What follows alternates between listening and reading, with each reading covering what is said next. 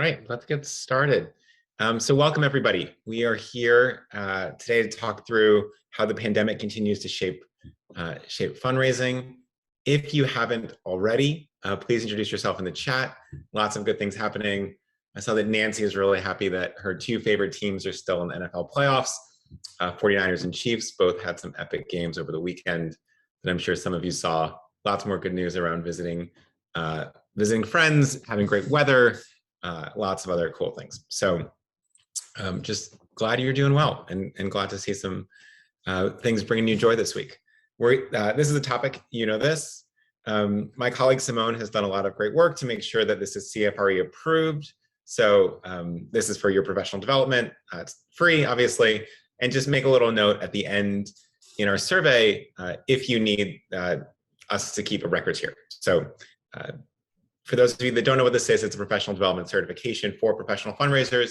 You might want to look into it, but no pressure either way. All right, agenda for today, I won't read it, here it is. The most important thing to know is that later in the session, we have two amazing women joining us from the Greater Pittsburgh Community Food Bank, who will talk through their own experience of navigating the pandemic and fundraising and how they're thinking about what it means going forward. So that will be a decent portion of our session today, and we're really, really excited to have those two here. So Liz and Megan are folks you'll meet later in the call, and I think you'll love them. All right, so intros. My name is Patrick. I've met a lot of you. I'm really lucky to be the founder and co-CEO of a company called FreeWill, alongside Jenny Shias-Bradling, who's just the best. And then our team has actually, I think, crossed 150 people. This week we had 7 people start yesterday, which is blowing my mind a little bit. We've raised a little under $5 billion for nonprofits, and just delighted to have this really lovely and brilliant team working together, thinking a lot about how do we unlock more transformative gifts for nonprofits. So that's our background. By the way, a lot of the research you'll see in this session comes from my colleague Simone, but also a lot of work from across the team. So excited to share it with you. And then later, I told you about this already, but Megan and Liz are both incredible, really, really smart minds in fundraising out in Greater Pittsburgh. So we'll hear from them later. Here we go. Oh, and one more thing before we start. We're just super grateful to have you guys here. And so one of the things we like to do is give gifts to people that show up here. So we are going to send a copy of a book called Connect, Building Exceptional Relationships with Family, Friends, and Colleagues to 20 people as a gift. So the way this works is you fill out a survey at the end, and we'll just select 20 folks and send it to you. So you have to include your address so that if you win, we can actually send you a physical copy of the book. This book, by the way, is based on a class at Stanford called Interpersonal Dynamics, which everyone at Stanford just calls touchy-feely. And it is by far the most popular class at one of the grad schools there. And it's all about sort of how human relationships work, and how, when you say this, it makes me feel this way, et cetera. And so for many people, that class is life-changing, not just in their work environment, but with their spouses or their friends or their partners or whatever. And so just wanted to share it. Strong recommendation for the book, by the way, if you don't win it. I think it's $20 or less on Amazon or wherever you, preferably your local bookstore, I guess. Okay, so we asked how your week is going, and you can see a little bit of a decrease in happiness, a little bit of a sort of steady state in anxiety here. This, by the way, we've measured all the way since the dawn of the pandemic, March 13th, 2020. So we're coming up on 2 years of navigating this together, which is a little bit wild. You can see generally a little bit lower than summer for obvious reasons, but obviously much higher than the beginning of the pandemic. And then also you see this giant blue dip in the middle, which I believe was around the 2020 elections. We also asked how confident people are hitting their goals this year, and we're seeing a bit of a drop from 2 weeks ago. So what's happened? Well, the rise of Omicron, some volatility in the stock market that went both deeply down and then sharply back up yesterday. And so we'll talk more about what that means in a moment. But just to see how other folks in the field are feeling, because if you're feeling this way, you're probably not alone, even if it feels that way. Some of you are going to be the solo practitioner at your organization. All right, let's dive in on what are the big trends impacting fundraising in 2022, and then we'll talk about what do you actually do about this. But the first thing is really understanding it. Look, when we talk about the pandemic, what we're really talking about is ongoing ambiguity. And in a scenario where viruses grow exponentially and also tend to fall exponentially. We're just dealing with an ongoing amount of uncertainty at any given point. And so what we see is obviously the pandemic is still deeply impacting in-person events, right? So for many folks, in 2021, most in-person revenue streams for nonprofits that shut down had reopened. Museums opened doors, campuses welcomed students back, performances resumed, et cetera. But with every wave, Omicron, Pi will be likely next, in-person events are canceled or postponed, or you just don't have the attendance that you thought you might have because some people are more nervous than others, understandably. And what it means is that we're constantly in a reactive state. And just as an example, we are really excited at some point to have a retreat for our department heads. We had planned to do that in 3 weeks. We are now constantly in meetings to decide whether or not to go forward with it. And I think where we'll land is we'll probably try to push it back by a month. But we don't know if a month is going to be better. So we're just constantly reevaluating. Whereas if we were doing this in 2017, we would have just picked a place, bought some plane tickets, had a great meeting, went home. And so just a little microcosm of what it looks like. And this is challenging because for 44% of you, fundraising events are a significant portion of your revenue. And so we're trying to figure out how to deal with this going forward. When we ask you all, will you hold in-person events this year? 17% said this quarter, meaning January, February, March. 38% said it in Q2. 35% said in Q3, which is late summer and fall.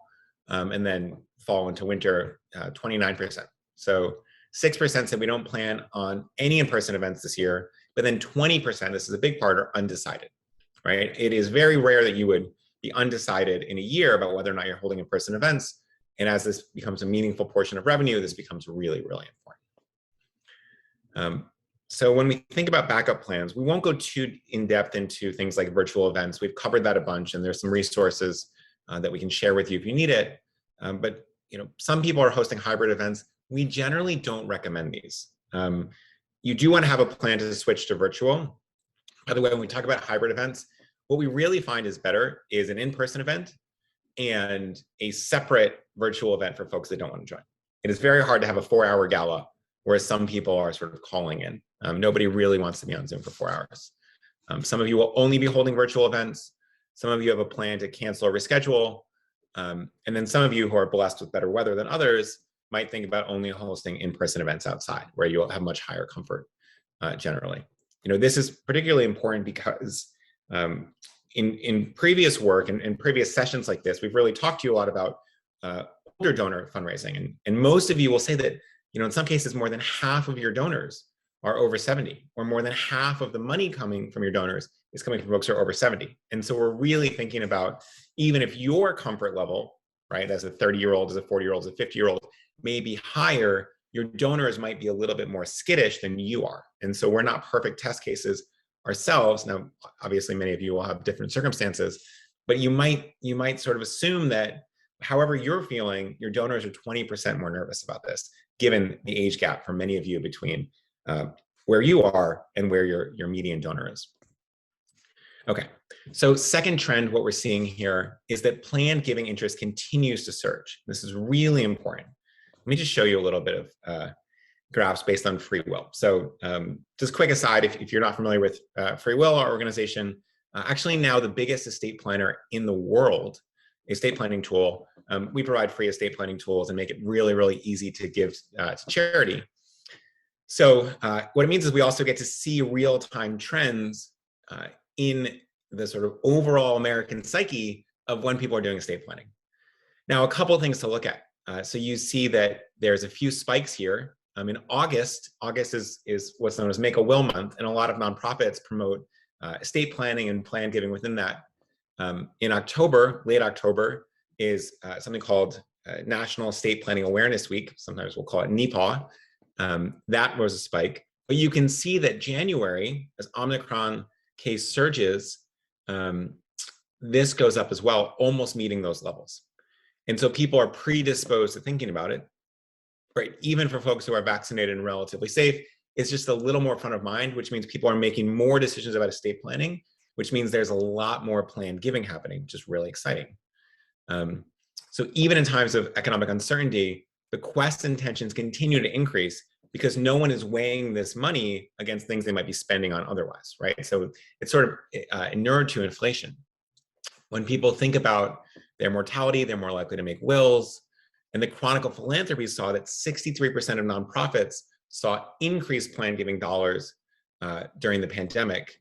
And what we've seen is not only that, but also increased promises of future plan giving dollars, right? One thing that we're not going to talk about that much here, but it's really important to remember as we enter 2022, is we're moving farther along into that great wealth transfer that we've discussed, right? So if you're new here, the great wealth transfer is basically that in the next 20 years, there will be $70 trillion transferred as the baby boomers age. There are about 72 million baby boomers in the United States.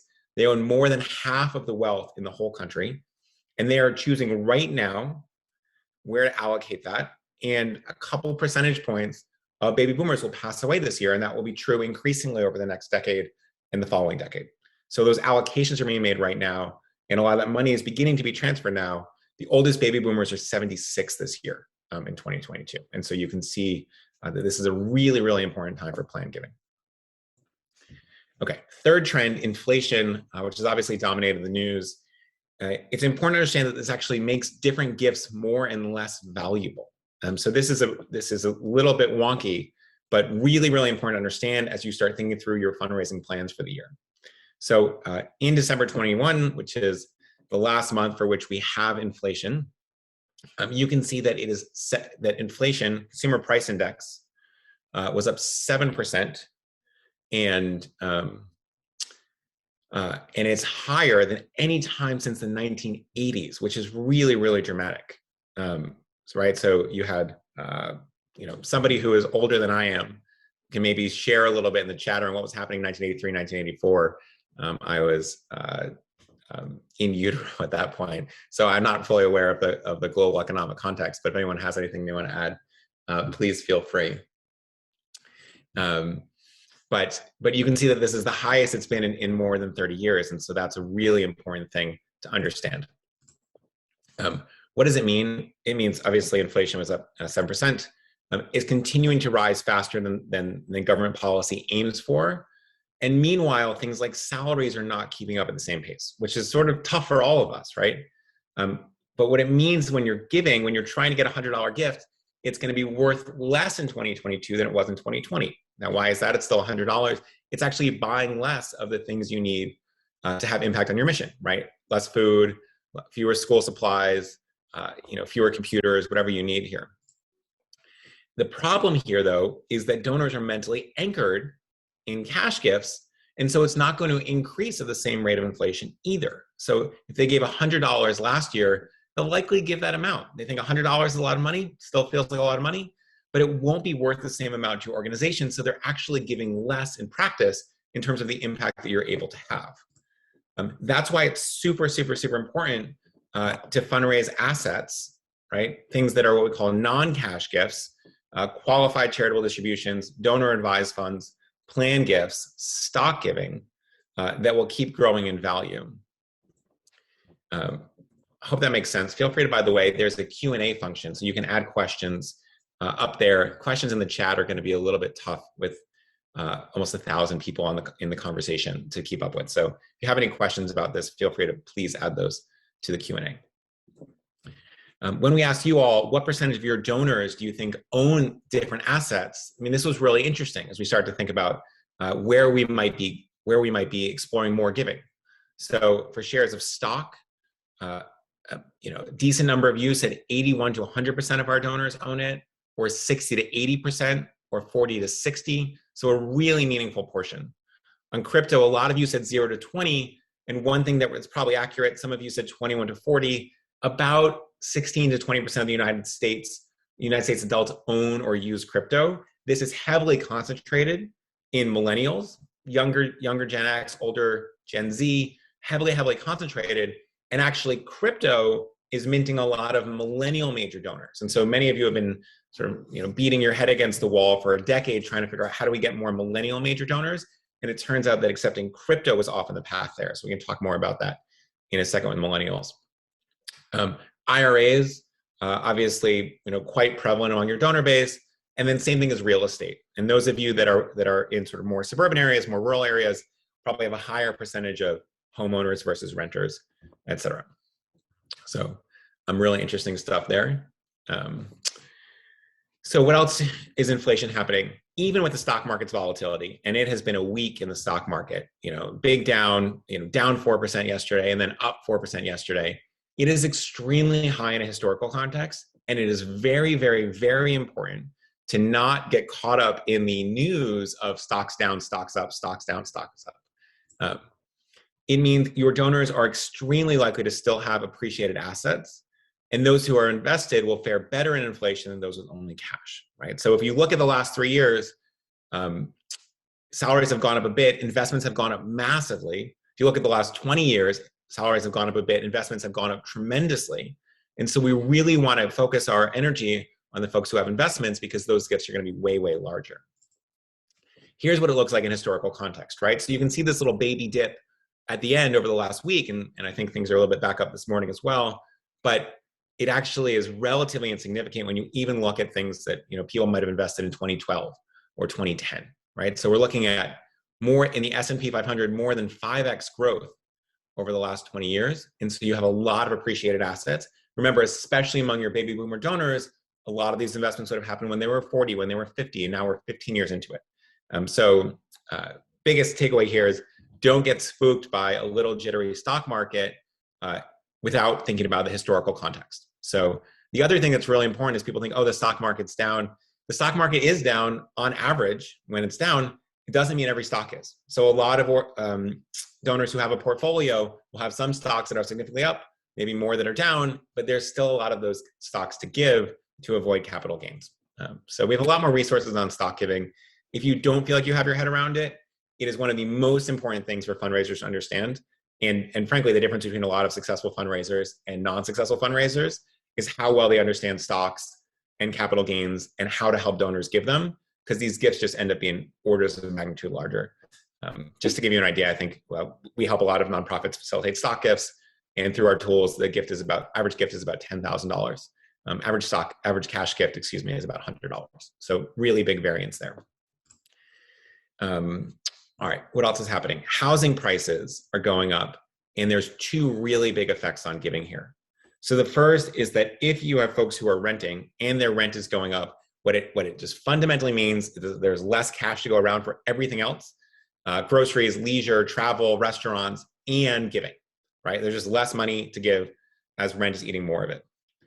What it also means is that planned giving, right? Your older folks who mostly own their own homes, the value of that planned giving is going way up. So if you have 10% of an estate, and half of that estate is in a house in Westchester, a house in the Boston suburbs, or a house in the DC suburbs, right? And that house has gone up 20% over the last year. Well, it means the whole, if you were getting a 10% gift, it's gone up by 20% as well, right? Or 10%. And so the growth in wealth, the underlying wealth in real estate means planned giving, really, really exciting. And baby boomers own a ton of real estate wealth. And so yes, you can focus on accepting real estate gifts, but focusing on expanding planned giving is a really important value here. Trend 4, elections. It's election year again, which is sort of blowing my mind and may with you. Election years have a big impact on fundraising. What we're going to do is just in the chat, take 30 seconds and vote whether you think election years drive nonprofit fundraising up or down. And I'm actually going to take 10 seconds to plug in my computer so we don't drop everybody because the battery is getting low. So you guys take some votes. I will be back in 10 seconds once the votes are counted.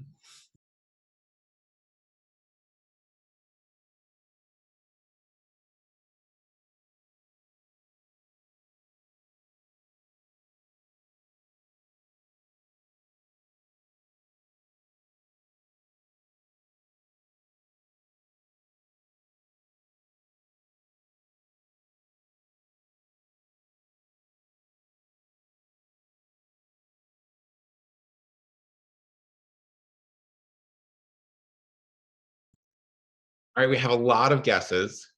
I am a lot of smart folks here.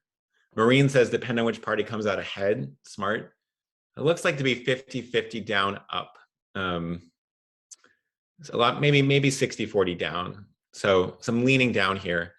Here's what it actually does. This is sort of counterintuitive. So people who are giving politically actually increase their charitable giving. And we saw this, I think this is a Blackbaud study from 2011 and 2012. And non-political donors decrease their giving. Now, this is confusing, right? Because political donors are being asked for more money from more places, non-political donors less so. But what happens actually is that political donors tend to get in the habit of giving because they're being asked repeatedly and they're engaged, with one party or another or one candidate or another. And then non-political donors sort of get overwhelmed by the whole thing and drown it out a little bit. Now, these are generalizations because obviously the difference isn't that big, but it's a way to think about, what's actually happening here. You saw some increase in, different areas here, and female giving actually tends to go up the most. They're both sort of tend to be more engaged politically, and then that drives increases in fundraising, nonprofit giving as well. 2016, overall giving went up by 2.6%, so you had a sharper increase than in 2012. And giving shifted, you had a lot of new members of the ACLU, you had a lot of increase in post-election giving to the ADL, you had a large spike in giving to women's rights groups. Many of you will remember this was, for many people, a very surprising election result. And what we find in 2020, actually, overall giving went up by 5%, although there were many factors at play. Obviously, pandemic, massive protests around racial justice, presidential election, et cetera. So all of these things happened and were sort of quite striking.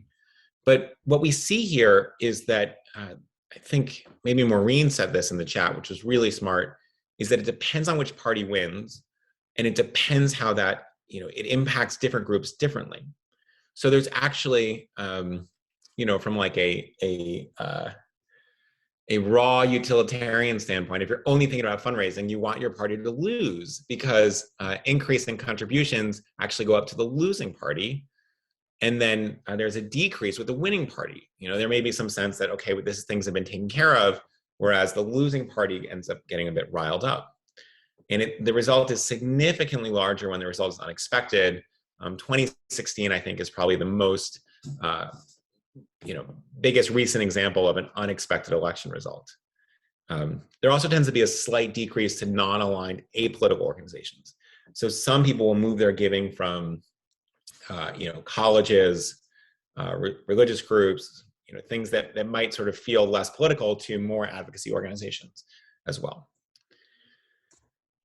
Other things to know is that especially in the midterms, you may want to think about front loading more of the asks because donors will get busier and busier, specifically in September, October, and early November.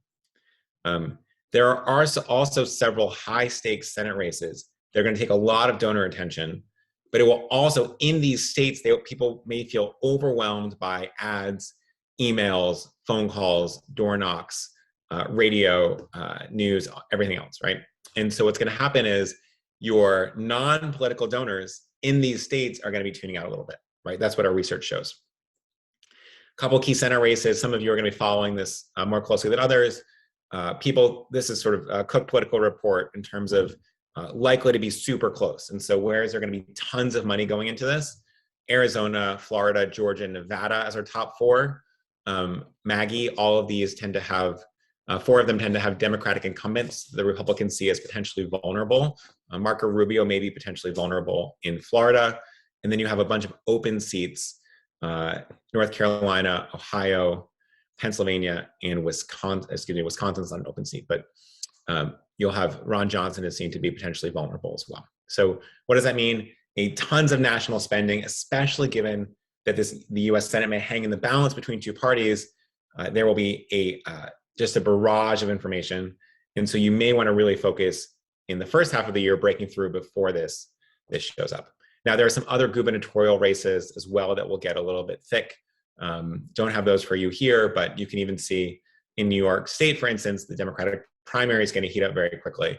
And that will, some of the donors that you may be relying on we'll get a lot of attention there from different candidates as well. All right, so the last trend here is this rise in what we call crisis donors, and now the question of how to retain these folks. So retaining crisis donors will be one of your biggest challenges. Many organizations saw massive increases in new donors over the past 2 years, like food banks, even as others had to shut down important revenue streams. This increased need inspired new donors and past donors to leave again, but now we have to figure out collectively how to retain these donors. So, let's show you here. In terms of giving in 2020 compared to 2019, you can see big increases in public society benefits, big increase in human services, big decrease in arts and culture, a little bit of a decrease in health, which was surprising. And so a couple other things here, right? Environment animals actually went up pretty significantly. And so this is worth noting. But what's happening here is that retention is down 7% in terms of fundraising effectiveness report. And so a little bit of a year-over-year change, not great news. Dollars, retention, and donors all down a bit. So let's talk about some strategies to hit goals and engage donors in 2022, and then we'll welcome Megan and Liz to dig a bit deeper. So first thing, this is really, really important. What we saw is that being ready for a variety of potential outcomes actually led some organizations to be much more successful. So what you really want is having multiple giving programs, because different ones will be valuable at different times, but it's hard to sort of set those up in real time. Your organization needs to be ready to capture increased giving in every way donors want to give, especially in crisis moments, so that we're not just getting these $50 one-off gifts, but we're making sure we're ready for $50,000 gifts when possible. This means making sure your organization can accept stock gifts, QCDs, crypto at key moments.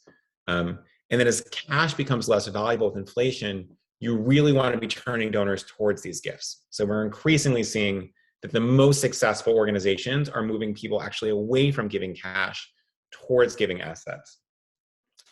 Here's a little bit of what success looks like. So again, we spent some time working with organizations, helping them give stock gifts, helping them give qualified charitable distributions, and you can see what a massive year the end of 2021 was. I mean, look at that peak in December giving season compared to January 2020, right? And you can see QCDs in December of 2020, what are called required minimum distributions, which is the amount of money government says you have to take out. That was suspended, and now they're back with a vengeance.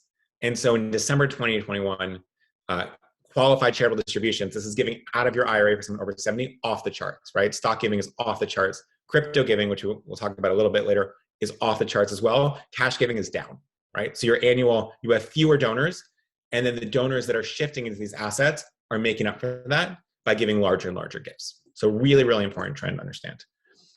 We've shown you this research in the past.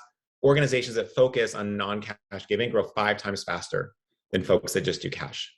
I mean, every time a donor with assets gives you cash, you're actually losing money because that gift could be significantly larger. And so all of these things should be linked to on your donate page, right? Here's an example of a food bank called Second Harvest, which makes sure you have a bunch of different avenues here. One of our friends over at Austin Pets Alive make it really easy for you to give crypto. There's some really simple ways to do this. We'll invite you actually to sign up for a wait list for a free crypto page after this, which is pretty exciting. But you have to be ready for some of these big gifts, especially at some of these key unexpected moments. All right, number 2, what we're also seeing in the pandemic is the rise of millennial major donors, right? So 84% of millennial employees give to charity, way higher than other generations. The only people that are going to be close is Gen Z. We're actually seeing giving go up among young. They're also putting a ton of money into stocks and crypto. They accounted for nearly 20% of the stocks market's trades in 2020, up from 10% just a year earlier. So millennials are moving into stocks in a massive way. And 48% of millennial millionaires expect to increase crypto donations in the next year, right? So there is a ton of crypto wealth among this generation. And it's a really important signal to this group that you're welcoming millennial major donors by accepting crypto. with tech hiring and investments, many millennials' net worth is rising quickly. These folks are so oldest millennials, excuse me, are about 41 this year, really stepping into prime earning territory. In 2016, they had a wealth deficit of 34%, meaning what they owe compared to what they had. 2019 narrowed to 11%. By 2030, millennials will have 5 times as much wealth as they have today. Why is that? Income's going up, all this investing. And by the way, when we talk about that great wealth transfer, a lot of that money is going to charity, more of it's going to millennials, right? So baby boomers tend to have millennial children, and all of that wealth will be passed on. One thing that's really interesting here is that millennials seem to be choosing to have fewer children than previous generations. And what it means is that folks without children tend to be way more generous, both in plan giving, but also in real-time giving. Why is that? Kids are expensive, right? Those of you that have children know how expensive they are. And you can imagine what you would do with all that extra money if you didn't have kids, right? So kids are a blessing, but they're also cost a lot of money. And so the folks, your millennials who have either one child or no kids may have more to be giving in real time. It also means that you really want to be focused on these folks because their capacity is growing. So if you go tell your boss, I got 2 $10,000 gifts this year or this week, one was from a 37-year-old and one was from a 68-year-old. Your boss should be way more excited about the gift from the 37-year-old, right? Even though they're both $10,000. Why is that?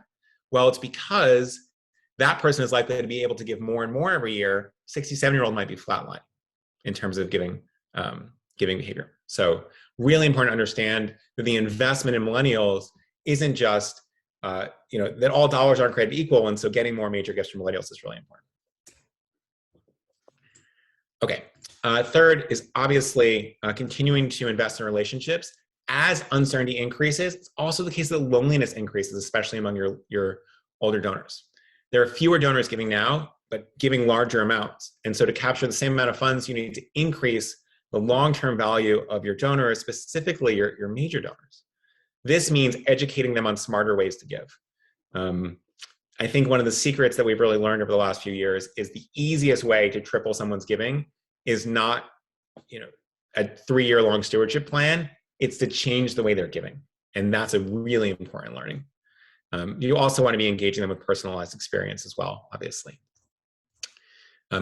So just as an example, if you only have time to call 5 people, call them, right? If you have time for 100 because you have a larger team, do it. For millennial donors, you can get more personal as well. Think text messages and individual emails. Millennials are totally happy to receive a text. They're not always super happy to get a phone call. Nobody thinks, it's sort of this really interesting dynamic where sometimes fundraisers will ask, is text messaging too personal? Is it too unprofessional? And then you ask anyone, would you rather get a text message or a phone call? And 99% of millennials will say, I'd rather get a text message. And so please consider that as well. Texts have a 100% open rate among millennials. And we'll talk more about donor relationships with Liz and Megan, who are real experts, in a few moments. Okay, a couple more things before we get to the stars of the show. You really want to start going wider with planned and major giving out outreach. So if you only ask for these gifts from your most loyal donors, they're the only people you'll get them from. What you really want to do is start educating more of your donors to make a planned gift, right? The gifts that don't affect them financially today. Stocks, crypto, donor advised funds. Many of you are using wealth screening. Wealth screening doesn't really capture crypto wealth in particular. And so you might be missing out on some of these gifts. And 2 weeks ago, or last week even, we had a session on crypto, and I shared that we just helped process a crypto gift to an environmental organization, reasonably sized.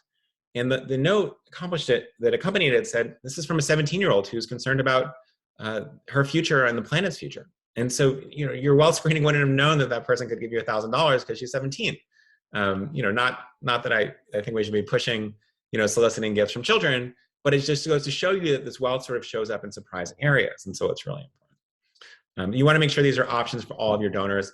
By the way, the most important thing here is actually putting it on your donate page, right? When you put this giant red button in the corner of your webpage and it says, it says donate, people will click on it because when they want to donate, right? It's sort of obvious. And what happens sometimes is that, your donate page only takes $30 cash gifts, and then you have this ways to give page a little bit buried. And that, that section has the ways to give $20,000. And so why are we hiding that? And we're sort of steering people towards giving way less. Just something for you guys to think about. Some organizations worry that planned gifts will eat into real-time gifts. That is a totally reasonable fear. It turns out it's actually incorrect. You might be surprised to know that research from Russell James found that gift intentions in a will increase annual giving in subsequent years by 75%. And you don't know what you don't know. Many of supporters are willing to make a planned gift. Many of them may have actually, this is really important with housing prices, or they may actually just not have tons of income, so they're not giving you a lot, but they're sitting on $1.5 million house in some suburb or a city where real estate has become quite valuable. And so these planned gifts might be $300,000 from someone who's given you $1,000 over the course of 10 years. A couple things. You really want to educate folks on the values of these gifts and ask for them, right? You can say planned gifts have a long-term impact for nonprofits, but no impact on you today. Giving appreciated assets instead of selling them and giving cash helps you save on capital gains, which means your gift can go further.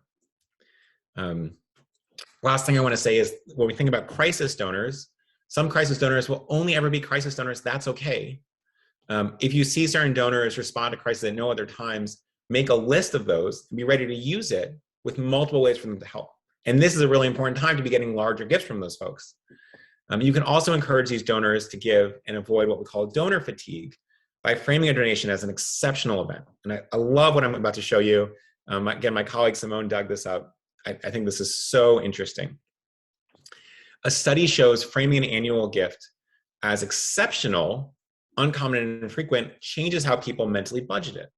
It removes giving from comparison with regular disposable income and increases charitable giving. So what we want to say is, instead of saying our annual fund or our annual campaign, say we're doing this only once a year, right? One feels special, one feels repeated and potentially fatiguing. Some of you, that have gone to restaurants in the last 2 years, you'll often see in the reservation or a waiter or a waitress might ask, hey, what's the occasion? And partly they want to make you feel special. Partly this idea of treating dinner as an occasion, as opposed to just, oh, it's a meal and we're hungry, leads to a significantly increased check size. Oh, maybe that bottle of wine that's a little bit pricey, but it's a special moment, right? It's a birthday, it's an anniversary, it's our fifth date, whatever it might be. When they help you frame it as a special occasion, you're willing to spend way more money than, oh, we're just trying to get dinner because it's a meal and we don't feel like cooking tonight. And so that's a really important shift here. So think about, go scrape your correspondence for annual versus only once a year, and you'll see a pretty big shift. Super interesting. Maria asks, by the way, do we get a replay of this video on the deck? And yes, we send it to you after. Partly, I know we talk fast. Okay, so let's hear from our friends over here. So I'll invite Megan and Liz to turn on their video. I'll introduce them. I'll stop sharing my screen, and then we'll dive in here. So excited to have you all. Megan Bailey, you can see her because her nameplate's under there, is the Director of Individual Giving at the Greater Pittsburgh Community Food Bank. She has used a ton of experience. She actually started her career, tell me if this is correct, as a volunteer coordinator 10 years ago, and has risen through the ranks, been an all-star there. And now she works with individual donors, direct response fundraising. So really lucky to have Megan.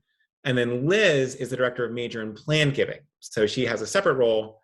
She's done a ton of work, oversees a team of major gift officers, and those gift officers advise donors on how to best help, right? So you have folks who want to help, and her expertise is really how do we channel that impact to maximize both food security in the near term and some sustainable solutions so that you're not just putting band-aids on the problem. So we're so happy to have you here.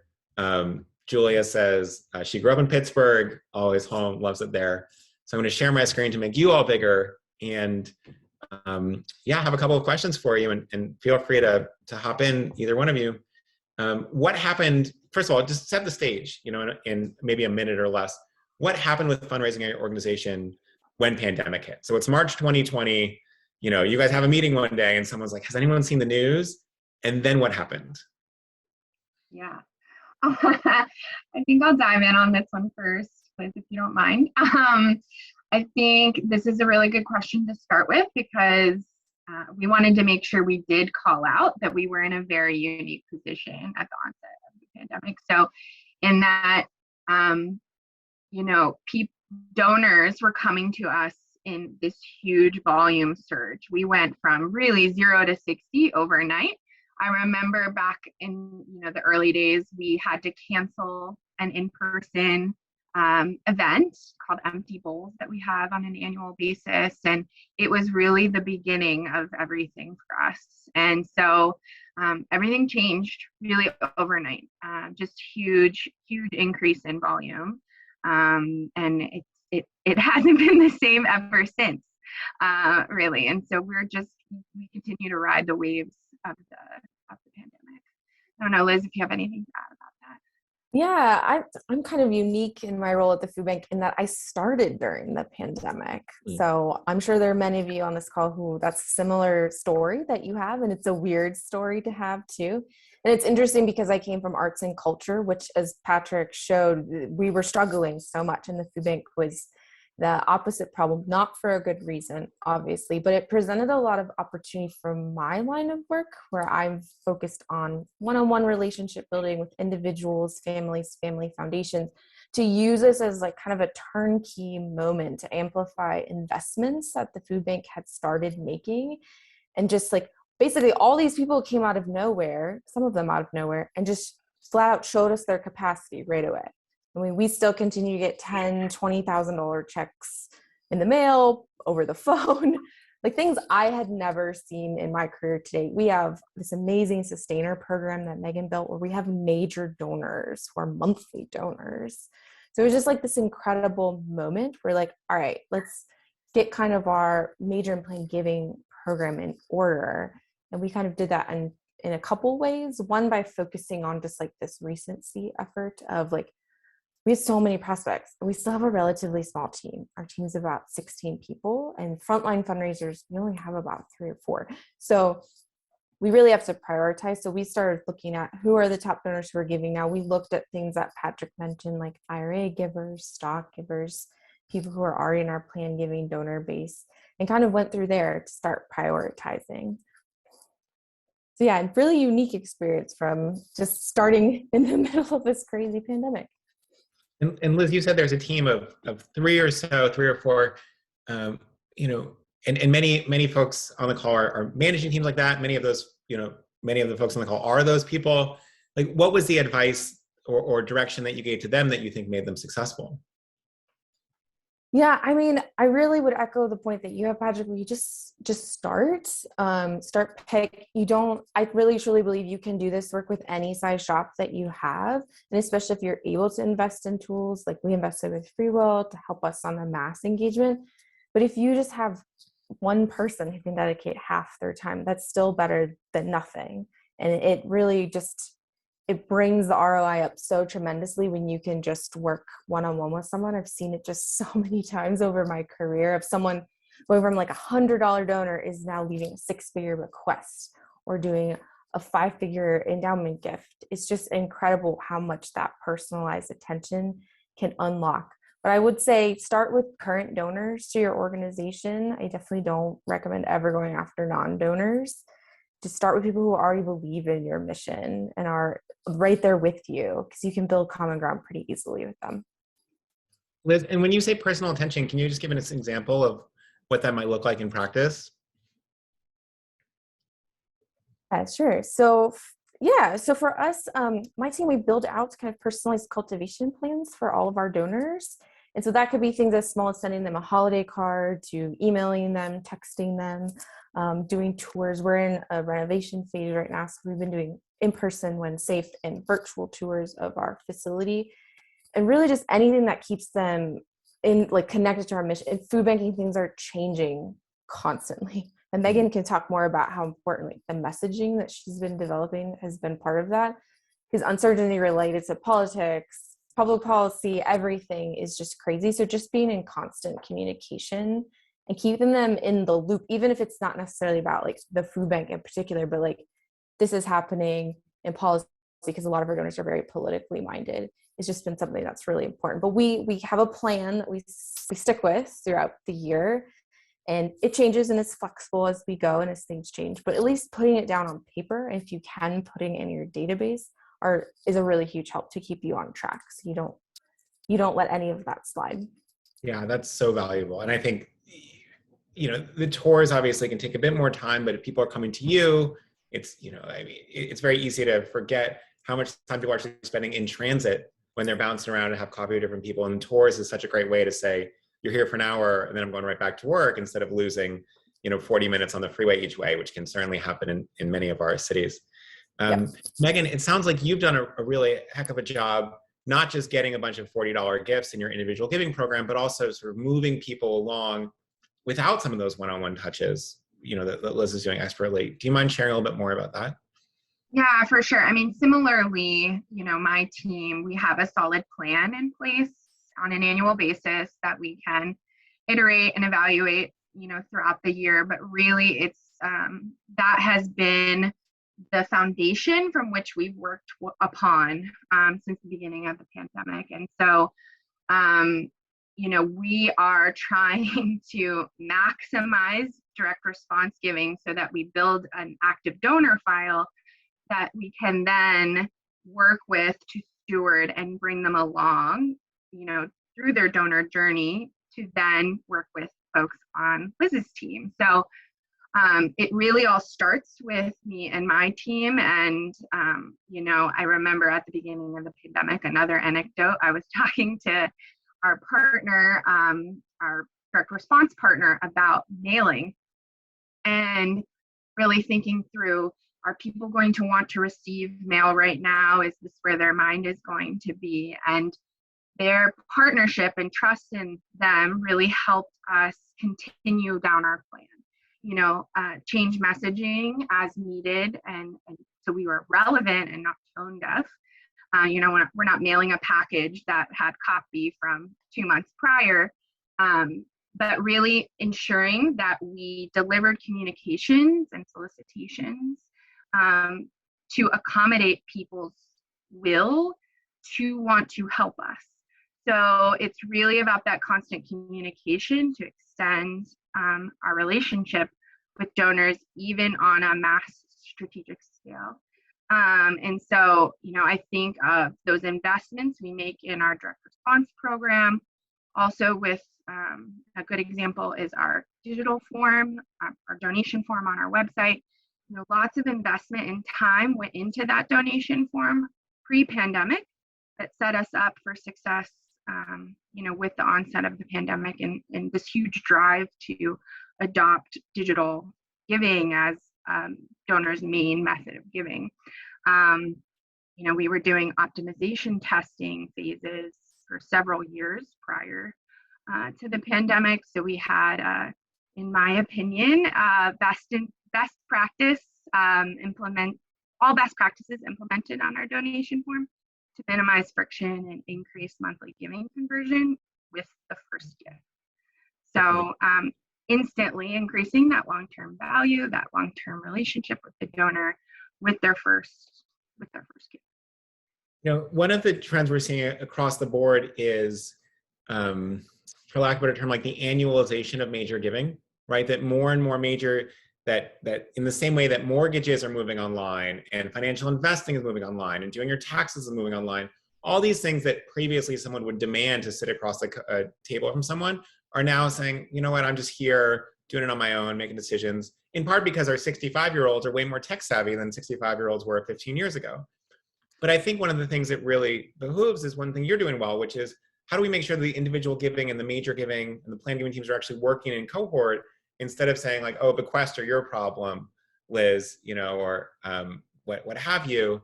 And so would be curious, any insight into why you, besides being generally likable people, why do you guys think you work well together? And what's the structure that makes that happen? Because I don't think that's true everywhere. It's a really important learning. That's a fun question. So I think we really rely on each other's expertise, our areas of expertise. Because, I'm really focused on mass strategies and figuring out how to communicate things to the masses. And, Liz really has that individualized, personalized attention to detail with donors and those strategies that are really successful with individual donors. And so when we rely on each other to sort of that to fill the intersection of what we need to, especially with like FreeWill, for example.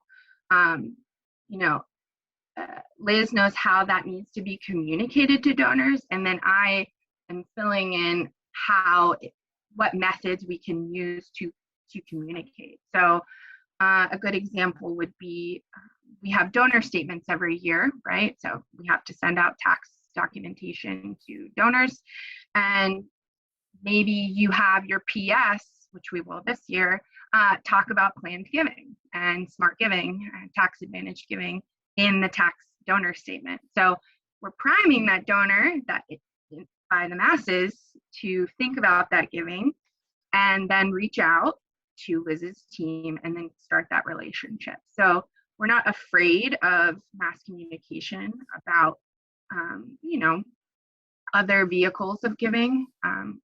So I don't know, Liz, if you have. I mean, my answer is super short, and it's just, I need you.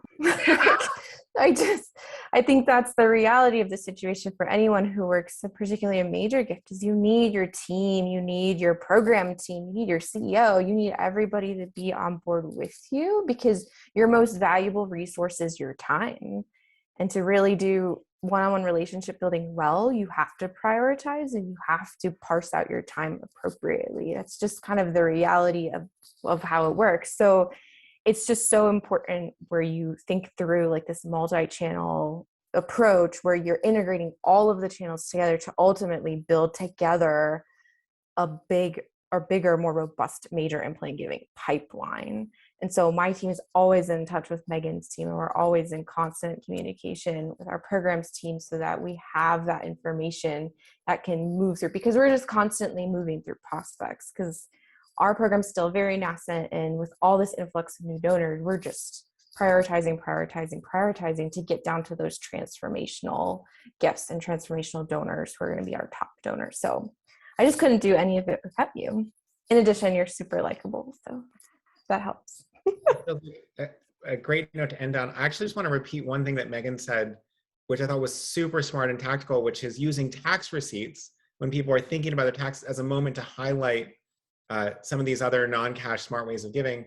And one I think the nice parts I think about those is you just do that once and then it's automated. So it's not, you know, you're always looking for these things that are not constant work for your team, which is always overmanaged. So really smart and insightful. And then, I mean, I think just a huge note, you know, folks can use the chat to sort of hopefully applaud virtually. Megan and Liz, so great to have you guys here. We did get a bunch of requests for a sample plan, so maybe we'll chat to you about that afterwards, see if we can share it, because boy, that seems so useful. And I think you're right. Like, doesn't have to be complicated, but you still have to do it, and making sure that, you know, you have the list to do it. So thank you guys so much. I'm going to go back to sharing my screen for a few logistics announcements. But this has been awesome, and I think you can, you know, as I do logistics, you can scroll back through the chat to see how impressed and amazed people are. So thank you so much for joining us, and honestly, I hope to have you back soon, because this has been so great. Thank you. Thank you. All right. Well, again, a huge shout out to Megan and Liz. Thank you guys so much for the time here. A couple takeaways from our earlier conversations with them. The pandemic obviously drove a surge of new donors. They were prepared because they were already investing in tools and staff to increase the long-term value of donors. Obviously, the personalized stewardship was game-changing.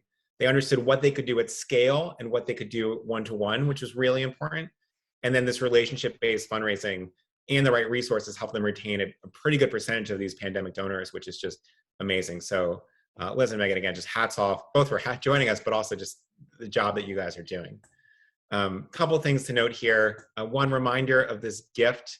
So my colleague Simone is dropping a note right now in the chat. You should see it. It's a SurveyMonkey survey. Fill it out both so you can receive this, but also it's super helpful to us. So it would mean a lot if you can do 30 seconds right now to do it. Book is great, by the way. Couple other things. These folks have put together a case study on what they did well, and so we'll send that to you also. Again, thank you to Liz and Megan. We can't say that enough. If you want to receive it, just make a note of the survey. On Thursday, we are doing a quick demonstration of some custom crypto giving sites that we're putting together for organizations. We're also in the survey, you can sign up for the waitlist for these sites. We have about 500 nonprofits on the waitlist, so I would suggest getting on quickly.